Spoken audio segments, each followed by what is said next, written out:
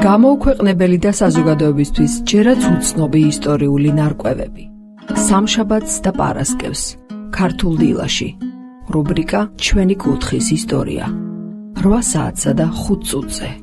მეგრული საახალწლო დღესასწაულებიდან, ტრადიციებიდან განსაკუთრებით გამოირჩევა და სპეციფიკურად საინტერესოა ფერხობა, ანუ მეგრული კუჩხა. ეს ტრადიცია, როგორც ჩანს, უძველესი პერიოდიდან იღებს სათავეს და აქტუალობა მას დღემდე არ დაუკარგავს. საქმე ისაა, რომ მეგრული ტრადიციით ოჯახს უნდა დაებედოს კარგი ფეხის მქონე მეკლე, ანუ მაკუჩხური, რომელიც 1 წლის განმავლობაში ამ ოჯახის კეთილდღეობაზე და ბედნიერებაზე იმოქმედებს. ფერხობა, მეკლეობა, კუჩხა, ძველით ახალი წლის მომდევნო დღეს აღინიშნება. რიტუალი ყველაფერი ისევე სრულდება, როგორც ძველით ახალ წელს, მაგრამ კუჩხა, ანუ მეორე დღე ძველით ახალი წლისა, შემდეგ უფრო ძლიერია და ხარისხიანიც. როგორც მეგრული გამოთქმა არსებობს, არის კვათიერი. რიტუალის ცვლილებას ადგილი არ აქვს. ადგილი აქვს მხოლოდ ხარისხს. მეგრელი კაცის ცნობიერებაში ძველით ახალი წელი და ფერხობა, კუჩხა ორივე მეკლეობის ელემენტებს შეიცავს, მაგრამ კუჩხას მაინც მეტი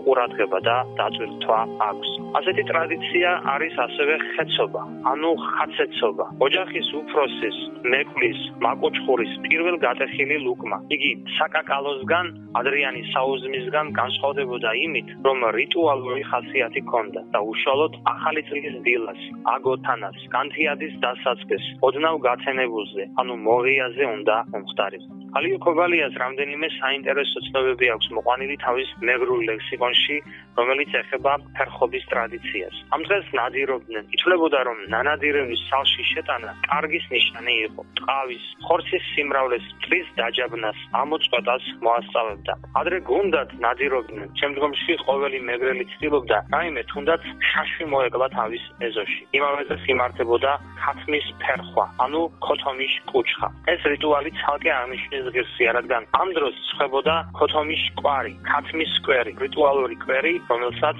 ქათმის ფრთით აჭრელებდნენ. ყველაფერი კი გვირგვინდებოდა სიმღერით, მეგრული ომახიანი კუჩხი ბედინერით. თუ თქვენ ფლობთ წინაპრებისგან ზეპირ სიტყვიერებით ან წერილობით გადამოცემულ მასალებს ჩვენი კუთხის ისტორიაზე, მობრძანდით ათინათში და ერთად გავაცოცხლოთ ოდაბადეს წარსული.